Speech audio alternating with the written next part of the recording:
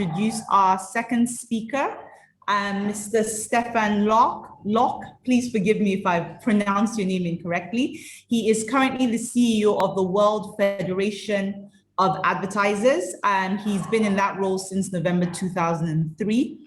During his tenure, he has been able to quadruple corporate membership and has extended the WFA's network to 60 countries, significantly reinforcing their presence in the world's fastest growing advertising markets. Before joining WFO, he worked for L'Oreal in Paris and Brussels. Welcome and thank you very much. So I'm just going to hand over to you now.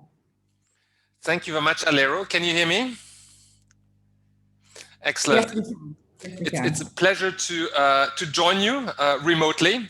I'm talking here from my home, actually, in Brussels, where I've been confined for the last 12 months. It's a very unusual period for me too. Being the CEO of the World Federation of Advertisers usually implies being a lot on the road, and I certainly miss the opportunity to talk and meet with marketers all around the world. I remember my visit to Lagos, attending the ADVAN conference. I think must have been 5 or 6 years ago, and I very much enjoyed my time in Lagos and being with Nigerian marketers. I was particularly impressed by the energy, the creativity, the passion, and the professionalism also in the Nigerian market. I'd like to specifically acknowledge ADVAN. ADVAN is actually one of our 60 national association members in the world, alongside associations in Morocco, Kenya, South Africa, UK, Russia, US, China, Japan, Australia. So the 60 largest ad markets are in WFA membership through their national associations. So these are basically the sister organizations of ADVAN. And additionally, we have in our membership 125 of the world's largest brands, so brands with a global footprint, from Coca-Cola to Airbnb, from Red Bull to Adidas and Nike. So that is basically what WFA, the World Federation of Advertisers, is. So for those of you who are not yet familiar with our organization, we bring together brand owners at a global level. We are the umbrella organization of ADVAN at a global level, and we help support and champion brands at a global level. Now, you asked me to talk to the subject of strategic leadership in turbulent times, and I was really listening with a lot of interest to Olusegun and his very wise, very humble, and very authentic pieces of advice in terms of what leadership in turbulent times means. I'd like to give it a spin, which is potentially a bit more marketing industry spin, in terms of what it means to be a strategic leader in turbulent times. And so the way I'd like to talk about that is actually in 3 parts, and I'm aware that time is limited, so I'll get to the main points relatively succinctly. One is I'd like to talk about turbulent times. So why are those times turbulent in Nigeria and in globally? 2 is I'd like to talk about the strategic challenges which require leadership in our industry, and there are a few really big ones in front of us. And then I'd like to conclude by highlighting the importance of addressing some of those challenges collectively, through ADVAN in Nigeria and through WFA globally. Okay. Now, turbulent times. I think we all agree that these are unheard times. I haven't yet met a single business leader or marketing leader who had actually ever planned for that type of situation where basically the world comes to a halt through a global pandemic. When we do global conference calls and video calls right now, we have people in Paraguay, in Brazil, in South Africa, in Nigeria, in Tokyo, in Japan, in Beijing, all sitting on those calls and all in an exactly same situation, which means basically confined at home and working from home. In a way, it's such a unique situation which unifies to some extent the world, and certainly the marketing leaders confronting real-time exactly the same type of constraints and challenges in front of them. Now, that that incredible situation has clearly economic impacts. I was looking at the data. The Nigerian economy has shrunk by 4% in 2020 and is going to probably grow by plus 1.7% in 2021. So not fully recovering before end of this year. And the situation actually at the global level is very, very similar. So the global GDP has shrunk by minus 4.9%, and the expected growth rate in 2021 will not fully compensate for that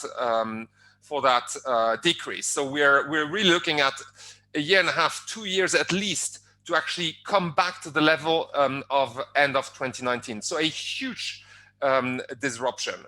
Now, disruption like these have not impacted all the sectors in the same manner. I think it's important to keep that in mind. You know, in WFA we have 16 different sectors which are represented. So we have the telecoms business, which overall has been doing actually relatively well. I was interested to hear that Airtel Nigeria is actually doing relatively well in the current circumstances. We are hearing from fast-moving consumer goods that, although their portfolio may have been impacted differently, overall they seem to be doing relatively well. We have technology and pharma businesses which are going through the roof in terms of business, and then we have entire categories which have come to a halt, leisure and travel, etc. So very different types of impacts per company and per sector. So a huge disruption in a way, economic disruption, and at the same time, a huge acceleration. So while the world comes to halt, it has in a way freed and kickstarted an energy to adjust and adapt, which is unheard of. And just an example, the penetration rate of e-commerce in the US end of 2019 was at 15%, 15%. Within 3 months of the pandemic, that penetration rate has moved from 15 to 25% within 3 months. And so in 3 months, we have seen an increase in e-commerce, which all the specialists of the industry were forecasting would take place over 10 years. So as if we pushed a fast forward button in terms of adjustment to this situation. So I'll leave it there. So turbulent times, definitely. A crisis, yes, but I'd say crisis. I like the way the Chinese look at the term crisis. So there's a word in Mandarin, crisis, which means threat and opportunity. So it's actually two concepts sitting in the same word, and that's exactly what the crisis is all about. It disrupts. It puts a lot of things at threat. At the same time, it creates opportunities, and that's what we're going through.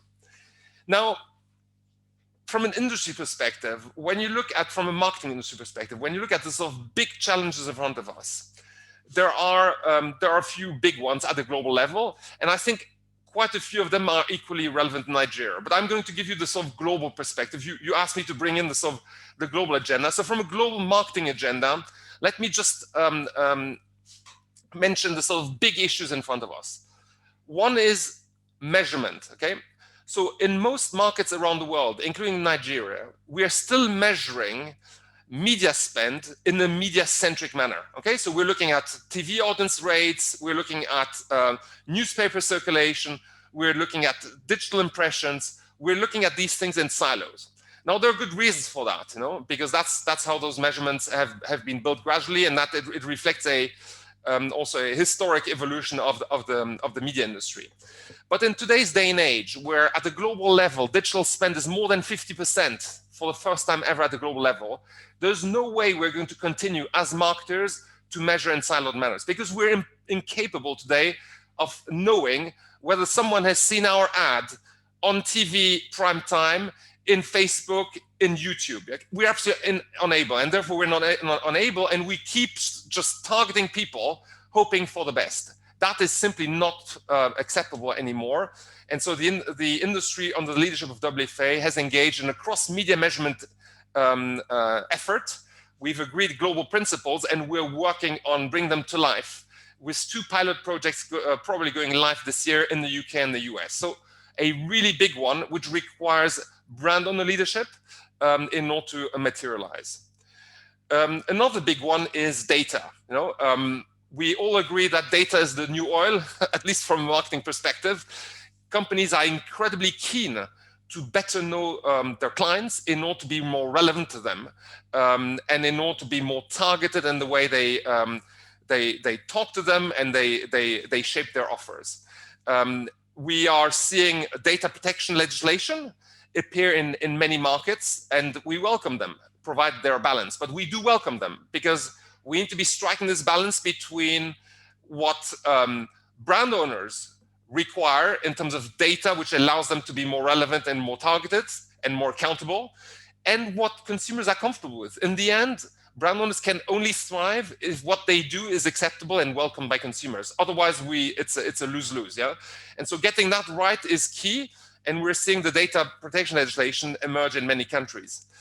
Additional to that, there's a question of data ethics. So there are lots of ways of using data which today are not regulated, and it'll take 10 years before they're being regulated.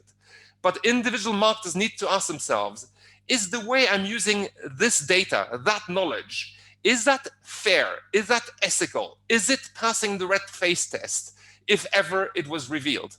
And increasingly, marketers will have to be asking themselves those questions if they want to protect the reputation of their brands longer term and build that level of trust and confidence with consumers. That's a second big issue on which we're working, and where many marketers are telling us that they need guidance from us.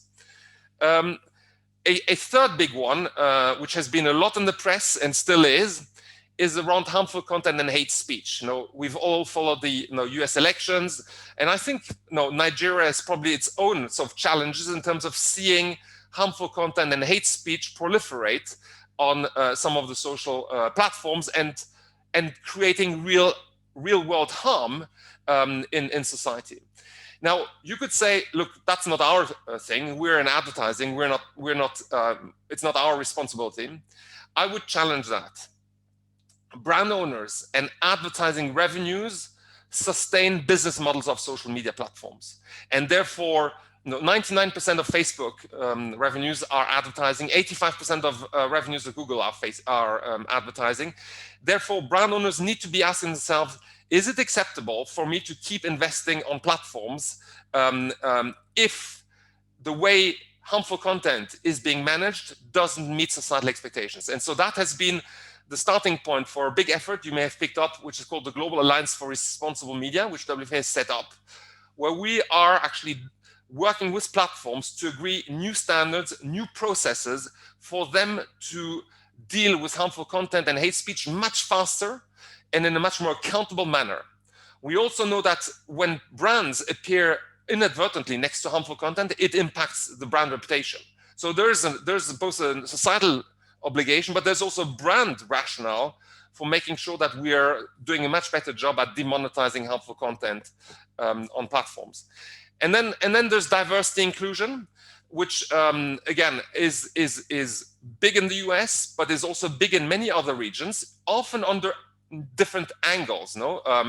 But this notion, and I was interested to see Olusegun congratulating ADVAN on its leadership. The fact that you've managed to bring together a senior leadership that is balanced in terms of gender, I think is a very good sign that the industry wants to be representative of a progressive approach to the industry.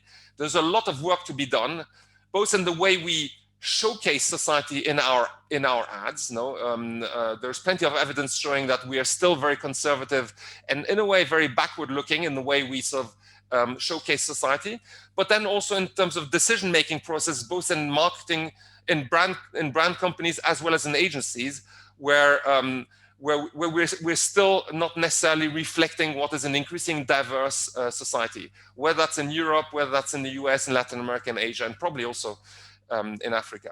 And then the last challenge I would just like to put on your radar, and which is going to be our top priority in 2021 and many years to come, is marketing and climate change / sustainable development. We think that once we're out of the pandemic, the world is going to be demanding from industry sectors, including from marketing, how it is compatible with societies which seek to become more sustainable, in particular from an environmental point of view.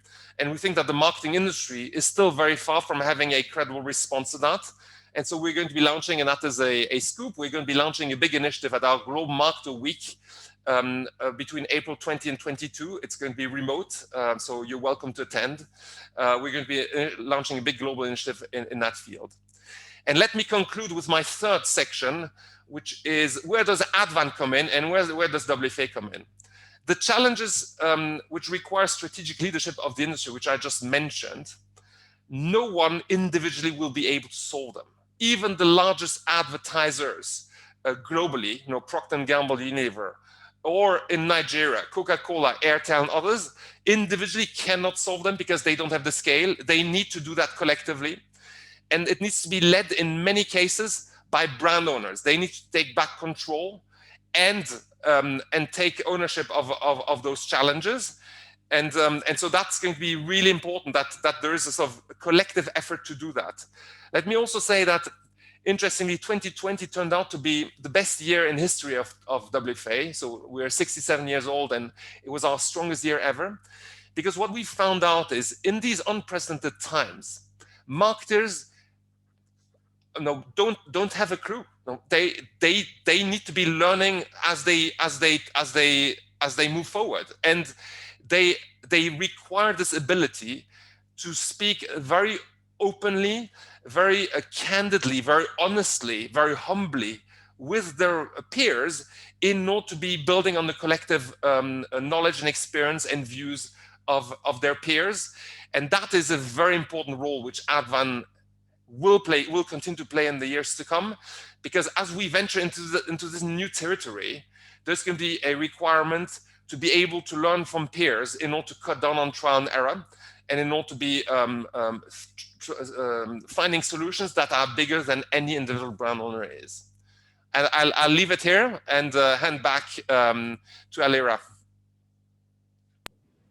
Thank you very much. Thank you. That was extremely insightful. As per usual, I'm going to start off by asking questions. But to everyone who's listening, if you could please just drop your questions into the chat so I can ask them. So I'm going to speak or ask a question around, it's not really around harmful content and hate speech, but what we saw that was extremely prevalent during the pandemic, and we still see it today, is, like you've said, a lot of hate speech, a lot of harmful content. As the vaccine, the COVID-19 vaccine is now out, getting to certain countries, not reaching all countries across the world, what do you think the role of marketing, brands, private companies, what do you think our role is as leaders in terms of just ensuring the right vaccine message is put out? And when I say this, it's because there's a lot of harmful content around the vaccine. The vaccine is bad for you. The vaccine is going to do this to you. And there are a lot of people who are undecided, but what they do is they go online, and that is the information that they're getting. And based on that, they don't want to get a vaccine. And as brands, Mr. Gusman has talked about the fact that we must be good citizens. So all of a sudden, we must look beyond selling our products. So what role do we have to play in ensuring that the right vaccine message goes out and people do take the vaccines? Yeah, so I think there are two areas in particular where brands can play a role. One is, as I said, making sure that platforms are much more effective at getting rid of the disinformation and hold them accountable to that. So we're going to be announcing in April a framework where we measure the amount of harmful content present on each of those platforms in a manner that helps compare them and helps track over time whether things are getting worse or getting better. Okay, today we don't have that. Today we are absolutely unable to quantify the problem, and therefore we're not able to hold them accountable. That's going to be, I think, a big change, because when it becomes public, the pressure on individual platforms to make sure that they get better is going to be significantly higher. So I think that's very, very important. Additionally, I think brand owners have a duty to make sure that they don't monetize unintentionally harmful content, that their ads don't appear next to harmful content, because that just gives additional credibility to those misleading informations. And then finally, I think individual marketing leaders, I'm just thinking, for example, of the CEO of Airtel Nigeria, who are personalities with integrity, reputation, etc. Also with respect to their employees. If they can have themselves, as he mentioned in his speech, so very honest conversation with employees and explain that he will have them. How should I say, that he will be vaccinated and explain why, that can also be a very powerful way to lead by example. That these would be the sort of leadership initiatives I would mention. Okay, and then the last question from me, and then I'll pass on to everyone else, is you'd spoken about using data on ethics. Could you just expand on that a bit more? What you meant by there are two ways of looking at data. One is, was this data collected in the right manner? So did we have proper consent, etc. And so that's, in a way, that's a legal hurdle.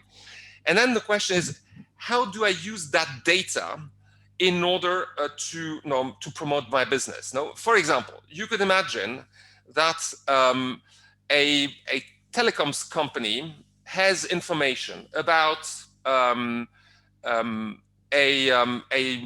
young female adult being somewhere stranded in a dangerous neighborhood on a Friday night and running out of battery on her phone.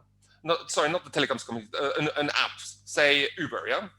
And on the basis of those insights, they have all that information they got was absolutely legal. They could decide to apply different price policies in terms of sending an Uber, So it's a terrible example, but it's just to show that it's not because you've collected that data legally that the way you're using it is ethical. And so that's where you need to be able to pass this test of, am I actually behaving in a manner that meets the standards of the company and that I would be comfortable to explain in public? And there are going to be lots of those uses of data going forward, given the importance of data, which will require a very clear, coherent, and public company policy so that companies can be held accountable for the way they use that data. And that's where we want to help brand owners start thinking about it and start creating policies. Okay. Thank you very much. Okay, so just looking at the questions. So I've got here from Osamede. He says, how would the WFA help the growth of the marketing profession in Africa? Look, I think I'm a big believer in sharing knowledge and experience, and it is my experience that it's a network of brands. So you have actually incredibly creative initiatives, incredibly insightful initiatives, incredible talent in plenty of different places around the world, and that's exactly what WFA is about. So we don't see ourselves as a sort of global organization which starts sharing knowledge. We see ourselves as a hub which connects brands all around the world and which is in a position to get the smartest ideas, the best experiences shared across the network on whatever subject markets encounter. And that's really, it's this diversity which makes it so useful. And so we are particularly interested in some of the creativity and the technological applications of apps in Africa. We've seen some really interesting case studies in South Africa and Kenya. That's the sort of thing where we want to be sort of accelerating the exchange rather than sort of just say we're going to be sharing experience. We're connectors in a way. That's how you should look at us.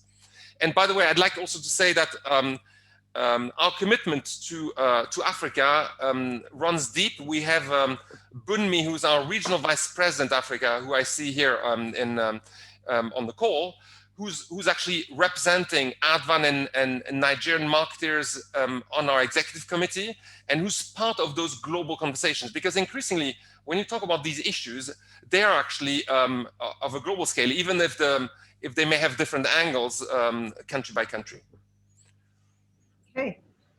So I've got a question for you, but I see Mr. Gussoya is back with us, so I'm just going to ask him a quick question.